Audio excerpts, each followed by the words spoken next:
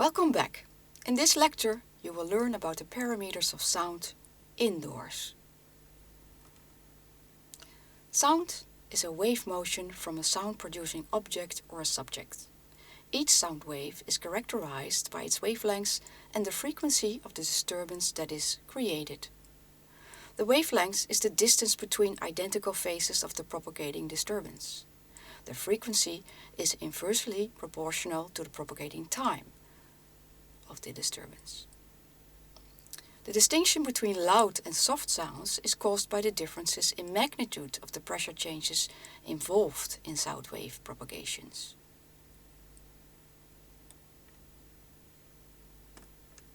That brings us to the loudness of a source of noise, which is expressed in the intensity or the sound pressure level, LP.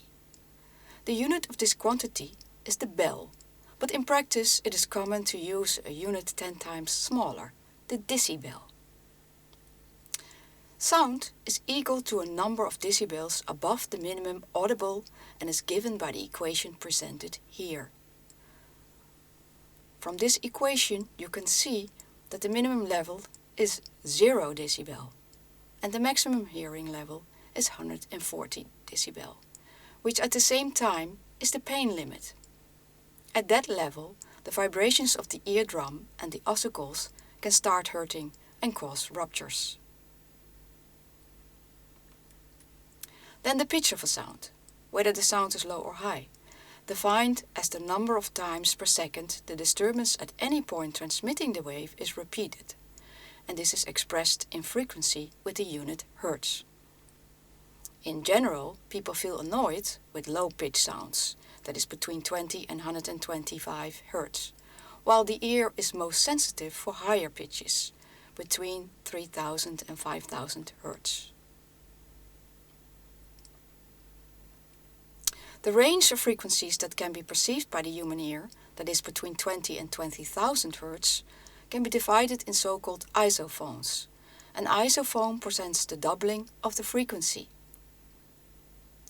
Because the human ear is not equally sensitive for all these different frequencies in the evaluation of sound, the A-weighing has been introduced. In the A-weighing, a correction is applied per frequency range, which is subtracted from the sound pressure levels in the specific isophone. An isophone is therefore a line at which the loudness level is constant. Because of the weighing, a low pitch of 40 decibel A, our A-weighted decibel, can then be perceived just as loud as a high pitch of 40 decibel A-weighted. In this figure, a number of sources and their loudness expressed in decibel A is presented. Air conditioning and traffic as sources are colored red, because these are suspected to be able to cause the chronic anti-stress mechanism I showed you in the previous video. Now, when sound is produced, resulting in waves, it can be transferred in two ways, through the air and via the surfaces and construction of the space. The distribution of sound in a space can be determined by several parameters. The reverberation time, which is the time it takes for the sound level to decrease after turning off a source of sound producing 60 decibel, and the sound insulation of a space, or the damping or attenuation of surfaces in the space, expressed in decibel, is important for damping of sound between spaces indoors, but also for damping sounds coming from outdoor indoors. And for determining the speech intelligibility or speech audibility in a space, how good you can hear what somebody says, the background level, speech background noise ratio, and the reverberation time are important to know.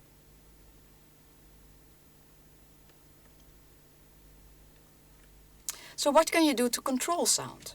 There are several ways to control sound in a space.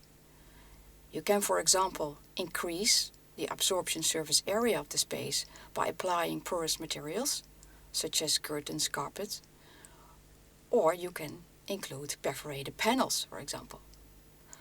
Or you can apply sound insulation at the source or yourself. And you can also design a building as such that contact sound transmission is kept within the limits, for example by floating floors or adding a resilient finishing layer, such as a carpet or a rubber for mainly higher frequencies. To summarize, the sound produced can be described by two parameters: the loudness with the sound pressure level in decibel and the pitch with the frequency in hertz. The parameters to describe the acoustics of a space are the reverberation time and the speech intelligibility. Finally, the acoustics of a space can be controlled by the use of sound insulation and smart design.